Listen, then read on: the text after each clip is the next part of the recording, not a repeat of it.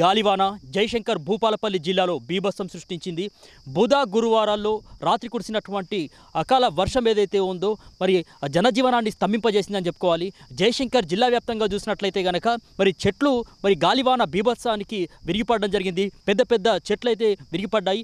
కొన్ని కరెంటు వైర్లపైన కూడా విరిగిపడడంతో కరెంటు వ్యవస్థ కూడా మరి అంతరాయం కలిగినటువంటి పరిస్థితి. దీంతో ప్రజలు కూడా ఇబ్బందులు పడ్డారు. మరోవైపు చూసినట్లయితే కనుక కరెంటు స్తంభాలు కూడా విరిగిపడ్డాయి. మరికొన్ని చోట్ల చూసినట్లయితే కనుక పలు గ్రామాల్లో జయశంకర్ భూపాలపల్లి జిల్లాలోని పలు గ్రామాల్లో మరి రేకుల ఇల్లుగా వచ్చి కొట్టుకుపోయినటువంటి పరిస్థితి. అదే తర్వాత మరి ఏదైతే ఇళ్లకు సంబంధించినటువంటి గోడలు కూడా ధ్వంసమైనటువంటి పరిస్థితి కనిపించింది. పలు గ్రామాల్లో చూసినట్లయితే కనుక చీకట్లో మగ్గినటువంటి పరిస్థితి, కరెంటుకు అంతరాయం కలిగినటువంటి నేపథ్యంలో మరి చీకట్లో మగ్గారు. జనమంతా కూడా అవస్థలు పడ్డటువంటి పరిస్థితి. సో ఇక రైతన్నల పాలిట ఈ యొక్క అకాల వర్షం అనేది గాలివాన బీభత్సం అనేది మరి అపార నష్టాన్ని మిగిల్చిందని చెప్పుకోవాలి. పలు చోట్ల జయశంకర్ భూపాలపల్లి జిల్లాలో మరి పంట చేతికొస్తుంది, ఇక పంట కోస్తారనేటటువంటి సమయంలో ఈ యొక్క గాలివాన బీభత్సంతో ఆ యొక్క వరి నారంతా కూడా మరి వంగిపోయినటువంటి పరిస్థితి, పనికి రాకుండా పోయినటువంటి పరిస్థితి, వరద నీటిలో మొత్తానికి తడిసి ముద్దైనటువంటి పరిస్థితి కనిపించింది.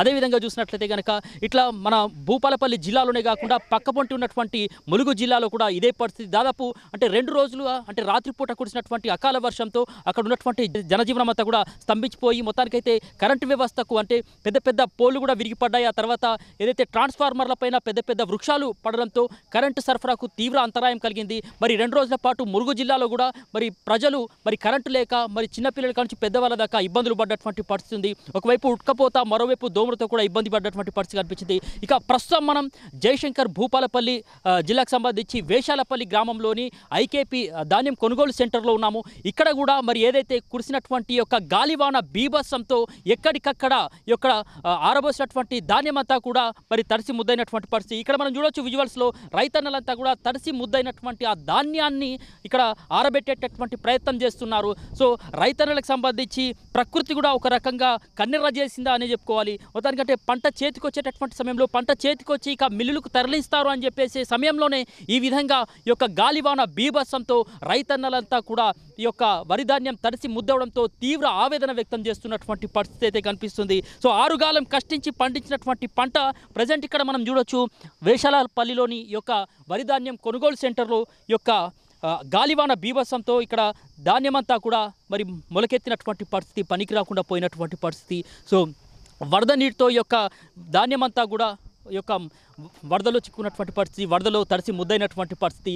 రైతన్నలు మాత్రం ఒక ఆవేదన వ్యక్తం చేస్తున్నటువంటి పరిస్థితి. ఇక్కడ రైతన్నలకు సంబంధించినటువంటి వాళ్ళ పరిస్థితి ఏ విధంగా ఉంది అనేది మరి వాళ్ళ మాటల్లోనే అడిగి తెలుసుకునేటటువంటి ప్రయత్నం చేద్దాం. అన్న నమస్తే అన్న, ఎట్లా గాలివానతో ఎట్లా ఉంది? గాలివానతో 20 రోజులు అవుతుంది మేము పోసి వడ్లు ఎండినాయి. సంచులు ఇస్తా అన్నారు, సంచులు ఇవ్వాలి. నిన్న ఓపెనింగ్ చేశారు, ఇవాళ మధ్యాహ్నం వరకు ఇస్తా అన్నారు. నైట్ వానకు స్తంభాలు గింబాలు అన్ని కూలి వానలు వచ్చి మొత్తం ఆగమైనాయి. నా వడ్లు మొత్తం ఖరాబ్ అయింది. 2 రోజులు కలిసి వర్షాలు ఫుల్ వర్షాలు కొడుతున్నాయి. ఈ వడ్లు కొనే పొజిషన్ ఉన్నదా లేదా? మా బతుకులు ఏం కావాలి? మా బతుకులు ఆగమవుతుందా? మేము మందు సావాలన్నా ఏంది? మా ప్రభుత్వం ఎవరు పట్టించుకోవడం లేదు. మరి ఇప్పటికైనా పట్టించుకొని మరి వీళ్ళకైనా నష్టపరిహారం కట్టిస్తారా? దాదాపు అందరు రైతుల పరిస్థితి ఇట్లనే ఉందన్న. ఇక్కడ అందరు రైతుల పరిస్థితి ఇట్లా ఉన్నది. దయచేసి మమ్మల్ని గట్టకెక్కియండి మీరు. ఇంత అసలు మీరు చెప్పండి అన్న.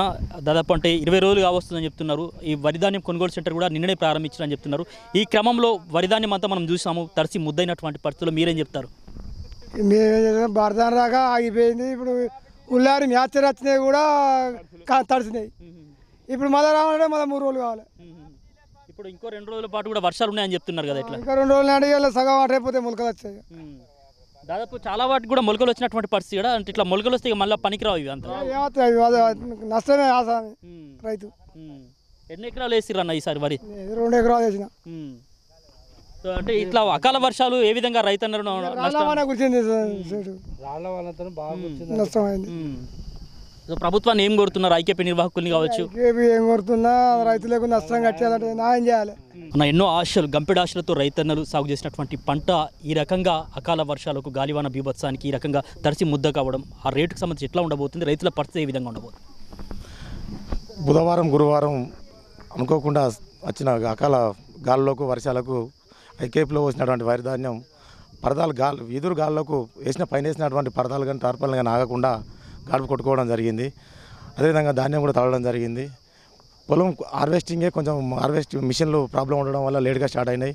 ఇంకా 100 ఎకరాల పొలాలు ఇంకా కోసేడు పొలంలో ఉన్నాయి. అన్నీ కూడా ఏంటంటే ఇప్పుడు మిషన్లు పనికి రాకుండా అవన్నీ కూడా ఇప్పుడు ఈదురు గాలులకు రాళ్ళ వర్షానికి అన్నీ నీలమట్టడం జరిగింది. కావున గవర్నమెంట్ కొంచెం రైతుల పక్షాన ఆలోచించి ఎవరో ఎమ్మెల్యే గారు మా ఊరికి వచ్చి ఈ 2-3 రోజులలో దాన్ని మొత్తం లోడింగ్ చేస్తామని చెప్పారు. అదేవిధంగా మిల్లర్తో కూడా మాట్లాడి కొంచెం రైతులకు ఎలాంటి ఇబ్బంది లేకుండా సరసమైన వేటితో బస్తాలు జోకి, అదేవిధంగా నష్టపోయినటువంటి పంట 100 ఎకరాల పంట ఇప్పుడు నష్టపోయి ఉంది మన గ్రామంలో. కాబట్టి మన ఏవో గారు మన వ్యవసాయ శాఖ అధికారులతో సమగ్ర సర్వే చేయించి వారికి పంట చేతికి వచ్చే సమయానికి పెట్టుబడులన్నీ కంప్లీట్ అయ్యి ఈరోజు ధాన్యం ఇంటికి వచ్చే సమయానికి పంట నష్టపోవడం వల్ల రైతులు కోలుకోని విధంగా దెబ్బతినడం జరిగింది. కావున ప్రభుత్వం రైతుల పక్షాన ఆలోచించి యుద్ధ ప్రాతిపదికన వ్యవసాయ శాఖ అధికారులను పొలాల వద్దకు పంపించి సమగ్రంగా నష్టాన్ని అంచనా వేసి వారికి జరిగిన నష్టానికి ప్రభుత్వం ద్వారా సహకారం అందించే రైతులను ఆదుకోవాల్సిందిగా మేము కోరుతున్నాం. అన్న మీరు చెప్పండి అన్న, దాదాపు అంటే ఎంతమంది రైతులు ఇక్కడ వడధాన్యాన్ని ఇక్కడ వేసినటువంటి పరిస్థితి ఐకేపీలో? ఎంతమంది అంటే 100 మంది వేసినాం. ఇక నిన్న సార్ తోటి కూడా ఎమ్మెల్యే తోటి చెప్పినాం, బారదాన్ని పంపిస్తామన్నారు. మాకు ఇప్పటి వరకు రైతు బంధు కూడా వాళ్ళు ఈ తడిసి ముద్ద అవుతాయి. ఇట్లా ఈ కొనులు లేదు. మేము కళ్ళాల మీద పోసి నెల అవుతుంది వడ్లు పోసి, ఇప్పటి వరకు కొనులు లేదు. అంటే 4 రోజులైనా ఎందుకు మరి దాన్ని కొనుగోలు చేయడంలో ఆలస్యం జరిగింది అనుకుంటున్నారు? మాకు బారదాని పట్టుకపోలే. మరి ఇంకో రోజు కూడా వర్షం ఉంది అంటున్నారు, ఇంకొక 2 రోజులు కూడా ఏం చేస్తాం, వర్షం ఉంటే గిట్లనే, ఇక ఇంకేం చేయగలుగుతాం. మొత్తానికి అంటే పంట చేతికి వచ్చే సమయంలో ఈ విధంగా అకాల వర్షాలు రైతన్నల పరిస్థితిని ఎట్లా ఆగం చేస్తున్నాయని చెప్పుకోవచ్చు. ఇక రైతులను ఎప్పుడైనా నాశనం చేసుడే, విన్నావా? రైతు అనేటోడు నష్టపోకుండా ఎప్పుడు కాపాడుతాను. దాదాపు ఇక్కడ వేషాలపల్లిలో ఉన్నటువంటి ఐకేపీ సెంటర్లో చాలా వరకు కూడా రైతుల పరిస్థితి మాత్రం చాలా ఆవేదన చెందుతున్నారు వాళ్ళు. మొత్తానికి అయితే ఇట్లా మొలకెత్తినటువంటి పరిస్థితి ఇక్కడ మనం విజువల్స్లో చూడవచ్చు, ఆర్బీ న్యూస్ విజువల్స్లో. సో ఈ విధంగా అకాల వర్షాలు కావచ్చు, ఇట్లా గాలివాన బీభత్సం కావచ్చు, రైతన్నులను మాత్రం మరి నట్టేట ముంచుతుందని చెప్పేసి చాలామంది రైతులు అయితే చెప్తా ఉన్నారు. అవ్వ నువ్వు చెప్పమ్మా, దాదాపు అంటే 2 రోజులుగా కురుస్తుంది వర్షం. ఈ వర్షంతో మీకు ఎట్లాంటి నష్టం జరిగిందమ్మా? మేము వడ్లు ఐకేప్లో పోసి 1 రోజులు అవుతుంది. 2 రోజుల నుండి వర్షం పడుతుంది. మమ్మల్ని ఎవరు పట్టించుకునే వాళ్ళు లేరు. నిన్న బారదాన్ని పంపిస్తా అన్నాడు, ఇంతవరకు బారదాన్ని రాలేదు. మా వడ్లు మొత్తం ఖరాబ్ అయిపోతున్నాయి, వరదకు అన్ని కొట్టుకపోతున్నాయి, పరదలు ఉంటలేవు. ఆసాంలు నైట్ అంతా పొద్దున్న దాకా ఇక్కడనే ఉంటారు, కొట్టుకపోతున్నాయి, చెట్లు పడుతున్నాయి, వాళ్ళకి బండలు దొరుకుతలేవు, కట్టెలు దొరుకుతలేరు. ఆసాంలు బండ్ల మించి కింద పడతారు, ఇబ్బందికరం అవుతుంది. మేము 1 రోజులు అవుతుంది, పోయిన 1 తారీఖు పోసినాం ఐకేపీ నుండి. ఐకేపీ సెంటర్ నిర్వాహకులు ఏం చెప్తున్నారు మరి? నిన్న సార్ వచ్చిండు, బారదాన్ని ఇస్తాం అన్నాడు, ఈ వరకు రాలే బారదాన్ని. ఎమ్మెల్యే గారు వచ్చి మొత్తానికి జనాలు అంటే ఇక్కడ రైతుల పరిస్థితి మాత్రం ఆవేదన ఉంది, చాలా బాగా ఆవేదన ఉంది సార్, బాగా తీవ్రమే. వాళ్ళు నైట్ అంతా ఇక్కడనే ఉంటారు సార్, ఉన్నా కూడా ఇబ్బందికరం అవుతుంది. ఒక్కరికొక పరద ఉంటలేదు, గాలి వాన చెట్లు పడతాయి, వాళ్ళు అత్తంటే పోతంటే ఇబ్బందికరం అవుతుంది. ఐకేప్లో కూడా బాగా ఇబ్బందికరం అవుతుంది. ఇక్కడ రైతన్నల మాటల్లోనే విన్నాం కదా వాళ్ళ యొక్క ఆవేదన ఏ విధంగా ఉందో. సో మొత్తానికి అయితే ఇక్కడ వరిధాన్యం కొనుగోలు కేంద్రంలో వేసినటువంటి అంటే ఇక్కడ వరిధాన్యం పెట్టి ఇక్కడ దాదాపు 20 రోజులు కావస్తుంది, అయినప్పటికీ కూడా ఇంకా కొనుగోలు చేయట్లేదు. సో ఎమ్మెల్యే గారు కూడా ఇక్కడికి రావడం జరిగింది.